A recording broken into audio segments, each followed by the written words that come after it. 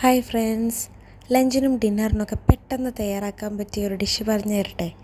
വലിയ വഴുതനങ്ങയില്ലേ, egg plant, അത് medium size 2 ഇതുപോലെ വട്ടത്തിൽ നുറുക്കിയെടുക്കാം. ഇതിലേക്ക് 1/4 ടേബിൾ സ്പൂൺ മഞ്ഞൾപ്പൊടി, 1/2 ടേബിൾ സ്പൂൺ മുളക് പൊടി, ആവശ്യത്തിന് ഉപ്പും ചേർത്ത് ഇതുപോലെ നന്നായി മിക്സ് ചെയ്തെടുക്കാം.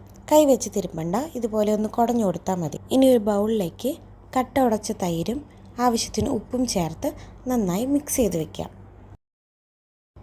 ഈ ഒരു സമയം കൊണ്ട് വഴുതനയിലെ വെള്ളമൊക്കെ നന്നായി ഇറങ്ങി വന്നിട്ടുണ്ടാവും. നമുക്കൊന്നും കൂടെ ഒന്ന് മിക്സ് ചെയ്ത് ഒരു പാനിൽ ആവശ്യത്തിന് വെളിച്ചെണ്ണ ഒഴിച്ച് നന്നായിട്ടൊന്ന് പൊരിച്ചെടുക്കാം. ഞാനിവിടെ വെളിച്ചെണ്ണയാണ് യൂസ് ചെയ്തിരിക്കുന്നത്. നിങ്ങൾക്ക് ഏതെങ്കിലും ഓയിൽ യൂസ് ചെയ്യണമെങ്കിൽ അത് യൂസ് ചെയ്യാം. തിരിച്ച് മറിച്ചിട്ട് നന്നായിട്ട് ഇതിനെ പൊരിച്ചെടുക്കാം. ആവശ്യം വരാണെങ്കിൽ മാത്രം കുറച്ച് ഓയിലും കൂടെ ചേർത്ത് കൊടുക്കാം. വഴുതനങ്ങ ഇവിടെ നന്നായി വെന്ത് വന്നിട്ടുണ്ട്. ഇനി ഇത് നമുക്ക് നേരത്തെ മിക്സ് ചെയ്ത് വെച്ചിരിക്കുന്ന തൈരിലേക്ക് ചേർത്ത് കൊടുക്കാം. നമുക്ക് അടുത്ത ബാച്ചും ഇതുപോലെ തന്നെ തയ്യാറാക്കിയെടുക്കാം. എന്നിട്ട് വഴുതനങ്ങ ഈ തൈരിലേക്ക് മുക്കിയിടാം. ഇനി നമുക്ക് അതേ പാൻ തന്നെ അടുപ്പത്ത് വെച്ച് 2 ടേബിൾ സ്പൂൺ വെളിച്ചെണ്ണ ഒഴിച്ചു കൊടുക്കാം.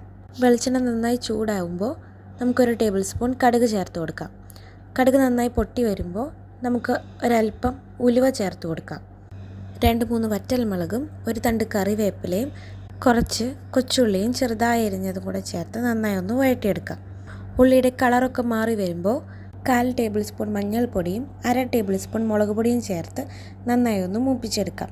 അതിനൊപ്പം തന്നെ ഒരു പിഞ്ച് കായപ്പൊടിയും കൂടെ ചേർക്കാം. ഇത് നമ്മൾ നേരത്തെ തയ്യാറാക്കി വെച്ചിരിക്കുന്ന തൈരിലേക്ക് ചേർത്ത് കൊടുക്കാം. കറി റെഡി. ഇത്രയേ ഉള്ളൂ. എല്ലാവരും ഉണ്ടാക്കി നോക്കണേ. വീഡിയോ ഇഷ്ടമായെങ്കിൽ ലൈക്ക് ചെയ്യാനും ഷെയർ ചെയ്യാനും മറക്കരുതേ.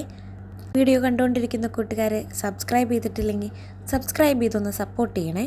അപ്പോൾ അടുത്ത വീഡിയോയിൽ കാണുന്നവരേക്കും ബൈ ബൈ.